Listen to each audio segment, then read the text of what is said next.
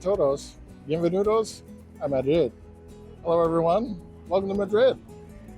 This is my first week here, and I'm really excited because I've got some really cool news in that I've decided to kind of move to Madrid.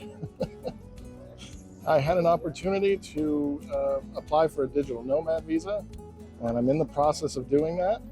It's very difficult, very bureaucratic, but I'm here, and the process is on its way. So let me tell you about how the next 6 months are going to go. Come on. So for those of you who've been following along all this time, you'll remember that I've been trying to live my life 28 days at a time and trying to travel to different places around the world. And that's been working out pretty great. But this digital nomad opportunity allows me to come into Europe, Spain in particular, and stay here for a longer period of time. Before, I could only be here about 90 days at a time. I'd have to save up a lot of money. But instead, I have gone all in. I got rid of my apartment. I sold my car. I sold all my stuff. It's scary. It's quite an adventure. And so, yeah, without all my stuff, I don't really have a lot of expenses. So now I'm investing completely on moving out here. It's kind of exciting. It's really scary. And I'm going to bring you guys along. Let's go. So with this digital nomad visa, I should be able to travel through Spain as much as I can handle, as well as a lot of places in Europe, Europe itself. So what does this mean for all the 28 days? Well, I'm not going to stop doing that. In fact, that's kind of the goal, the long-term goal. But without getting into all the boring details, I basically have to I have to stay in Madrid for 6 months in order to get my digital nomad visa, at which point I plan on traveling pretty much from then on, spending 6 months in various places throughout Europe, as well as 6 months in Spain itself, so that I can fulfill my requirement for my visa. But it's super exciting. I can't tell you how scary and exciting this whole experience has been. And in particular, trying to do this with barely knowing any Spanish, not having anyone I know live here. The word that keeps popping into my head is untenable, right? Because unleashed, no support system, no net underneath me. Which isn't true, actually. I have a great support system, great friends and family. They're just supporting me from a little further away. That's all.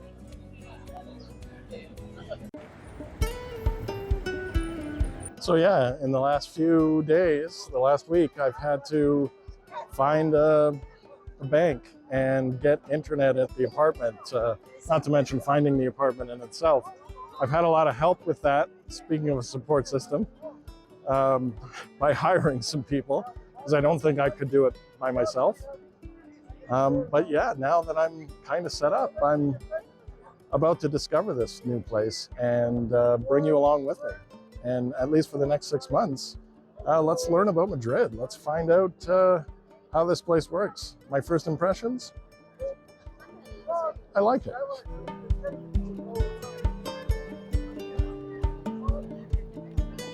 So what is a digital nomad visa? Well, basically I'm in a lucky position because I work on a computer, and that computer can go anywhere. And so digital nomad means you can work and you're moving around.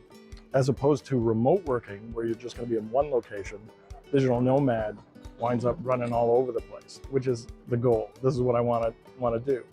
So some countries have these digital nomad specific visas. So the deal is you come work in that country, you pay your taxes there, and you live like a citizen, or at least a resident. So my first stage is 3 years, and then I have to renew every 2 years. Because normally you would only be able to stay here for 90 days as a tourist, which is exactly what I've been doing the last few years. So this gives me a lot more opportunity to see a lot more of the world, in particular in Europe. So why am I doing this? Well, why not? I mean, for a long time, I said the same thing that everybody says, when it comes to travel. Maybe later, maybe when I get myself more settled, maybe when it's more convenient. And then eventually, I decided that there wasn't any time better than the present, which is why I started traveling to Europe anyway the last couple of years. And I kind of had the same dilemma with this digital nomad thing. So why not now? What's stopping me? I'm very lucky. I have a great support system. I have a great boss. I have a great family. We have technology like Zoom, so we can always keep in touch. And I think for the most part, everybody that in my network has been super supportive of this, and I appreciate that. I'm very lucky.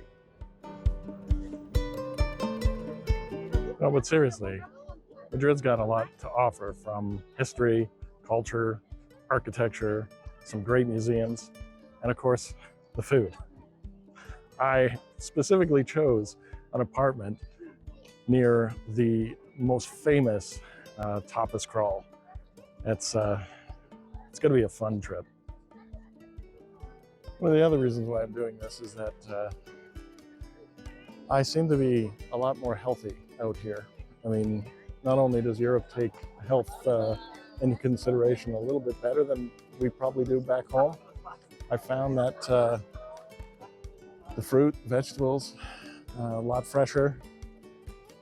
They agree with me more, and not to mention all of the activity that I'm doing, walking around, finding all these beautiful places to check out.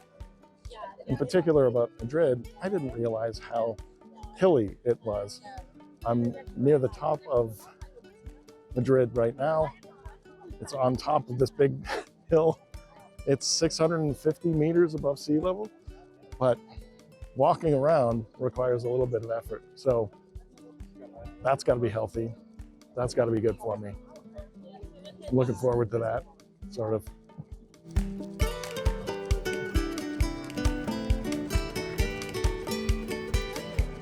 Of course, this move hasn't come without its challenges. Part of the, thrill and excitement and of all this was to jump in, right? Like say, hey, why not now? Let's do this thing. I very specifically wanted to do this for my 50th birthday, which was last week, January 14th, when I arrived here. And I was talking it over to a friend, and I said, I might need a little bit more time. And she said, no, that sounds like a great time to start this adventure. And why not? So let's do it. Let's figure it out. Let's, don't let little things get in the way. And so I started on the journey, and I said, okay, let's go. Gonna do it. January 14th, I booked my flight. And that was about, I think that was June, somewhere around there. And so it took a long time to, sell stuff, get everything organized. But, and this, I'm getting to the point, sorry. But the thing is that my paperwork isn't complete yet. I still have 2 documents outstanding that was only supposed to take 3-4 weeks, that has taken almost 3 months. So I have 90 days to figure this out, to get those documents and present them to the Spanish government, or I'm going home.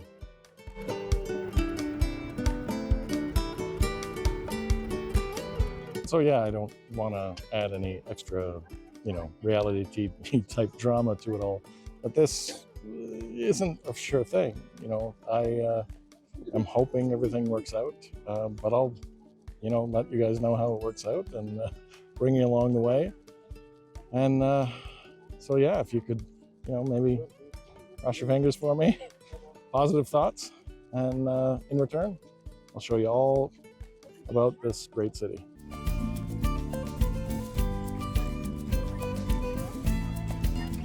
So what can you expect? Well, for at least the short term, the next few months, I'm going to be talking about Madrid. I'm going to be talking about the history, the culture.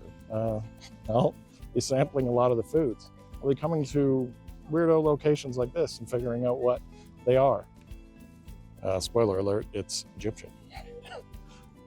And I'm just going to be generally taking in the culture, as well as trying to get my digital nomad visa. So if you're interested in any of that, that will be what I'll be talking about. And I hope you come along with me. I hope you have a great time. Please, let me know how I'm doing in the comments, what you'd like to see, if anything. Please subscribe. That really helps out. Algorithms and all that. In fact, tell your friends to subscribe. So join me on my new life adventure. I spent 50 years in Canada, traveling around the woods, doing some international travel at least. And now I'm planning on spending the next 50 going to see the world and seeing what's there. So let's go. Hasta luego. Bye, everyone.